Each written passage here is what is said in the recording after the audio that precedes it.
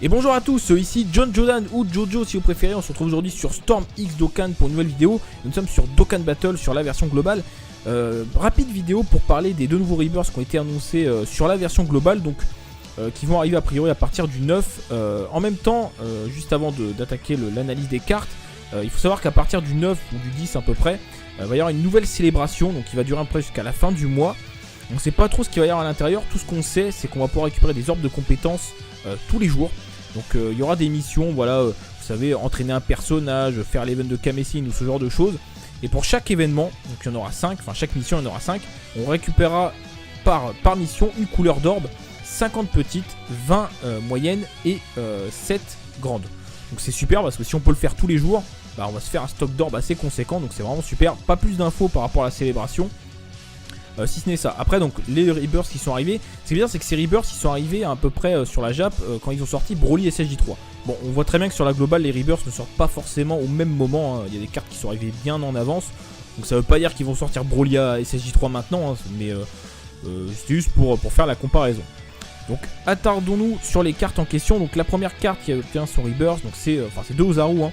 Donc c'est le Raditz. Je remercie Kowai et Tolense pour le Dokkan Wikia FR, hein. N'hésitez pas à le consulter, hein. Il y a quasiment tout de disponible donc en français, donc c'est super cool, merci à eux. Donc le Raditz, donc à la base il était pas ouf, hein. Dégâts colossaux, bon ok. Attaque plus 7% par sphère de ki récupérée, il peut rarement devenir gorille. Les liens, bah c'est pas ouf, hein. Origine des Saiyans, bon ok. Qui plus 1, agrandissement, qui plus 2, rugissement Saiyan, attaque plus 25%, ça proc avec les SSJ4, enfin pas Gogeta, hein. Vegeta et Goku. Mais bon, c'est une unité extrême, donc dans tous les cas c'est pas très intéressant. Voilà, donc du coup il obtient son Dokkan, et il devient, enfin son Dokkan, son Rebirth plutôt. Il devient donc ce Raditz, bon la carte est jolie, hein, c'est pas le problème, mais... donc le leader qui plus 3 attaque et def plus 30%, CPA 30% en plus, c'est pas ouf. Dégâts colossaux ça change pas, ils ont pas rajouté, je sais pas, 10 000 la def ou 10 000 l'attaque, ça aurait été intéressant plutôt. Par contre, attaque et def plus 12% pour chaque sphère de ki récupérée, bah c'est pas dégueu, hein, franchement c'est pas mal, hein, c'est quand même un bon boost. S'il prend un certain nombre de ki, il peut commencer à cogner un peu et être un peu tanky. Possibilité de se transformer en Ozaru 2 fois maximum, intéressant parce qu'il me semble qu'avant c'était qu'une seule fois. Origine des Saiyans, les liens changent pas, mais ils ont rajouté briser la limite. Donc au niveau des liens, c'est pas ça, hein. Franchement, c'est pas une carte que vous allez forcément utiliser. Si vous avez rien d'autre en attendant, pourquoi pas dans une team puissance, hein. Si vous avez le SSJ4 Goku et que vous faites une team, par exemple avec un Broly LR, vous pouvez mettre les deux, mais franchement, c'est pas ouf. Franchement, les Ozaru, d'une manière générale, sont vraiment pas très intéressants. Au niveau des stats, il a 9000 en PV, 7800 en attaque et 4888 en défense, c'est pas trop dégueu. Avec sa capacité à knocker au niveau de la défense, enfin, il peut être un peu tanky, mais bon, faut pas non plus abuser. Donc voilà, petit Rebirth, c'est pas mal, mais de toute façon, la carte de base n'est pas vraiment ouf. Carte suivante, il s'agit du Vegeta, donc Ozaru. Donc de base, dégâts colossaux, attaque plus 70%, CPV à 80% au moins. Vous savez que j'aime pas trop ça, enfin on est nombreux à pas trop aimer ce genre de passif. Peut rarement devenir gorille, ok. Race Saiyan, les liens lignée royale qui plus 1, c'est le lien de la famille Vegeta. Il a le lien Big Bad Bosses, ça c'est quand même important de le relever. Génie, bon. Des liens qui peuvent se retrouver, mais dans l'extrême agilité, c'est pas ouf, hein. Quand le Super C17 va sortir, c'est surtout vitesse époustouflante qui va se retrouver. Agrandissement, rugissement Saiyan, encore une fois, hein, qui peut proc avec Vegeta SSJ4, mais c'est une unité extrême, donc dans tous les cas, c'est pas très intéressant. Donc une fois Dokkan, voilà la carte qu'on obtient. Donc la carte, encore une fois, est très jolie, hein. Franchement, j'ai rien à dire là-dessus. Donc le leader qui plus 2 PVDF plus 70% pour le type AJ, bon, ok. Dégâts colossaux, pareil, il n'y a rien d'ajouté, il aurait pu débuff l'attaque ou la def au moins. Attaque et def plus 70%, donc ça c'est quand même un bon up, mais toujours 6 PV à 80% au moins. S'ils avaient retiré le 6 PV à 80% au moins, ça aurait été intéressant quand même. Il peut se transformer en Goï, donc jusqu'à 2 fois. Donc les liens, pareil, c'est les mêmes, mais ils ont rajouté briser la limite. Il y a toujours Big Bad Bossy, donc un peu plus intéressant quand même que le Raditz, hein, mine de rien. Même si le passif s'active que à 80% au moins, mais il a quand même Big Bad Bossy, c'est quand même important. Au niveau des stats, 8200 en PV, 8200 en attaque et 4600 en défense. Voilà, donc quoi qu'il en soit, ces deux Rebirths, c'est pas les cartes de l'année. Les cartes sont belles maintenant, c'est pas oufissime. Il y aura peut-être prochainement un leader de catégorie Ozaru, mais j'y crois pas trop parce qu'en soi, même s'il y a un leader de catégorie Ozaru, enfin, il faudra qu'il y ait autre chose parce que les Ozaru, même si on les met tous dans une équipe, alors oui, les liens ils vont proc de partout, hein, etc. Mais c'est pas des cartes qui font beaucoup de dégâts, qui n'ont pas des stats de ouf. Donc voilà, donc à voir dans le futur. Peut-être qu'il y aura une catégorie vraiment Ozaru, mais pour le fun, ce sera une carte secondaire. Je sais pas, on verra. Tout est possible hein, sur Dokkan Battle maintenant. Donc voilà les amis, c'est tout pour cette vidéo. N'hésitez pas à lâcher le petit pouce bleu si ça vous a plu. Abonnez-vous pour ceux qui ne sont pas abonnés. Et n'hésitez pas à me suivre sur Twitter, hein, ça me permet de partager, de discuter ensemble et de vous prévenir quand je fais des lives, quand je sors des vidéos. Donc n'hésitez pas, c'est gratuit et ça nous fera très plaisir. Donc sur ce, très bonne journée à tous, à très bientôt. Salut les amis.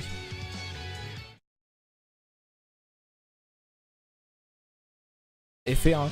N'hésitez pas à le consulter, hein. Il y a quasiment tout de disponible donc en français, donc c'est super cool, merci à eux. Donc le Raditz, donc à la base c'était pas ouf, hein. Dégâts colossaux, bon ok. Attaque plus 7% par sphère de ki récupérée, il peut rarement devenir gorille. Les liens, bah c'est pas ouf, hein. Origine des Saiyans, bon ok. Ki plus 1, agrandissement, ki plus 2, rugissement Saiyan, attaque plus 25%, ça proc avec les SSJ4, enfin pas Gogeta, hein. Vegeta et Goku. Mais bon, c'est une unité extrême, donc dans tous les cas c'est pas très intéressant. Voilà, donc du coup il obtient son Dokkan et il devient, enfin son Dokkan, son Rebirth plutôt. Et il devient donc ce Raditz, bon la carte est jolie, hein, c'est pas le problème, mais donc le leader qui plus 3 attaque et def plus 30%, CPA 30% en plus, c'est pas ouf. Dégâts colossaux ça change pas, ils ont pas rajouté, je sais pas, 10 000 la def ou 10 000 attaque, ça aurait été intéressant plutôt. Par contre, attaque et def plus 12% pour chaque sphère de ki récupérée. Bah c'est pas dégueu, hein. Franchement c'est pas mal, hein. C'est quand même un bon boost. S'il prend un certain nombre de ki, il peut commencer à cogner un peu et être un peu tanky. Possibilité de se transformer en Ozaru 2 fois maximum. Intéressant parce qu'il me semble qu'avant c'était qu'une seule fois. Origine des Saiyans, les liens changent pas mais ils ont rajouté briser la limite. Donc au niveau des liens c'est pas ça, hein. Franchement c'est pas une carte que vous allez forcément utiliser. Si vous avez rien d'autre en attendant, pourquoi pas dans une team puissance, hein. Si vous avez le SSJ4 Goku et que vous faites une team par exemple avec un Broly LR, vous pouvez mettre les deux, mais franchement c'est pas ouf. Franchement les Ozaru d'une manière générale sont vraiment pas très intéressants. Au niveau des stats, il a 9000 en PV, 7800 en attaque et 4888 en défense, c'est pas trop dégueu. Avec sa capacité à knocker au niveau de la défense, enfin il peut être un peu tanky, mais bon, faut pas non plus abuser. Donc voilà, petit Rebirth, c'est pas mal, mais de toute façon la carte de base n'est pas vraiment ouf. Carte suivante, il s'agit du Vegeta, donc Ozaru. Donc de base, dégâts colossaux, attaque plus 70%, CPV à 80% au moins. Vous savez que j'aime pas trop ça, enfin on est nombreux à pas trop aimer ce genre de passif. Peut rarement devenir gorille, ok. Race Saiyan, les liens lignée royale qui plus 1, c'est le lien de la famille Vegeta. Il a le lien Big Bad Bosses, ça c'est quand même important de le relever. Génie, bon. Des liens qui peuvent se retrouver, mais dans l'extrême agilité, c'est pas ouf, hein. Quand le Super C17 va sortir, c'est surtout vitesse époustouflante qui va se retrouver. Agrandissement, rugissement Saiyan, encore une fois, hein, qui peut proc avec Vegeta SSJ4, mais c'est une unité extrême, donc dans tous les cas, c'est pas très intéressant. Donc une fois Dokkan, voilà la carte qu'on obtient. Donc la carte, encore une fois, est très jolie, hein. Franchement, j'ai rien à dire là-dessus. Donc le leader qui plus 2 PVDF plus 70% pour le type AJ, bon, ok. Dégâts colossaux, pareil, il n'y a rien d'ajouté. Il aurait pu débuff l'attaque ou la def au moins. Attaque et def plus 70%, donc ça c'est quand même un bon up, mais toujours 6 PV à 80% au moins. S'ils avaient retiré le 6 PV à 80% au moins, ça aurait été intéressant quand même. Il peut se transformer en Goï, donc jusqu'à 2 fois. Donc les liens, pareil, c'est les mêmes, mais ils ont rajouté briser la limite. Battle sur la version globale. Rapide vidéo pour parler des deux nouveaux Rebirths qui ont été annoncés sur la version globale, donc qui vont arriver a priori à partir du 9. En même temps, juste avant d'attaquer l'analyse des cartes, il faut savoir qu'à partir du 9 ou du 10 à peu près, il va y avoir une nouvelle célébration, donc qui va durer à peu près jusqu'à la fin du mois. On ne sait pas trop ce qu'il va y avoir à l'intérieur. Tout ce qu'on sait, c'est qu'on va pouvoir récupérer des orbes de compétences tous les jours. Donc il y aura des missions, voilà, vous savez, entraîner un personnage, faire l'event de Kamessine ou ce genre de choses. Et pour chaque événement, donc il y en aura 5, enfin chaque mission il y en aura 5, on récupérera par mission une couleur d'orbe, 50 petites, 20 moyennes et 7 grandes. Donc c'est super parce que si on peut le faire tous les jours, bah on va se faire un stock d'orbe assez conséquent, donc c'est vraiment super. Pas plus d'infos par rapport à la célébration, si ce n'est ça. Après donc les Rebirths qui sont arrivés, c'est bien, c'est que ces Rebirths ils sont arrivés à peu près sur la Jap quand ils ont sorti Broly et SSJ3. Bon, on voit très bien que sur la globale les Rebirths ne sortent pas forcément au même moment, hein. Il y a des cartes qui sont arrivées bien en avance, donc ça veut pas dire qu'ils vont sortir Broly et SSJ3 maintenant, hein, mais c'est juste pour faire la comparaison. Donc attardons-nous sur les cartes en question. Donc la première carte qui obtient son Rebirth, donc c'est deux Ozaru, hein. Donc c'est le Raditz. Je remercie Kowai et tous pour le Dokkan Wikia FR, hein. N'hésitez pas à le consulter, hein. Il y a quasiment tout de disponible donc en français, donc c'est super cool, merci à eux. Donc le Raditz, donc à la base était pas ouf, hein, dégâts colossaux, bon ok. Attaque plus 7% par sphère de ki récupérée, il peut rarement devenir gorille. Les liens, bah c'est pas ouf, hein, origine des Saiyans, bon ok. Ki plus 1, agrandissement, Ki plus 2, rugissement Saiyan, attaque plus 25%, ça proc avec les SSJ4, enfin pas Gogeta, hein, Vegeta et Goku. Mais bon, c'est une unité extrême, donc dans tous les cas c'est pas très intéressant. Voilà, donc du coup il obtient son Dokkan, et il devient, enfin son Dokkan, son Rebirth plutôt. Il devient donc ce Raditz, bon la carte est jolie, hein, c'est pas le problème, mais donc le leader, qui plus 3 attaque et def, plus 30%, CPA 30% en plus, c'est pas ouf. Dégâts colossaux ça change pas, ils ont pas rajouté, je sais pas, 10 000 la def, ou 10 000 attaque, ça aurait été intéressant plutôt. Par contre, attaque et def plus 12% pour chaque sphère de ki récupérée, bah c'est pas dégueu, hein, franchement c'est pas mal, hein, c'est quand même un bon boost. S'il prend un certain nombre de ki, il peut commencer à cogner un peu et être un peu tanky. Possibilité de se transformer en Ozaru 2 fois maximum. Intéressant parce qu'il me semble qu'avant c'était qu'une seule fois. Origine des Saiyans, les liens changent pas, mais ils ont rajouté briser la limite. Donc au niveau des liens c'est pas ça, hein. Franchement c'est pas une carte que vous allez forcément utiliser.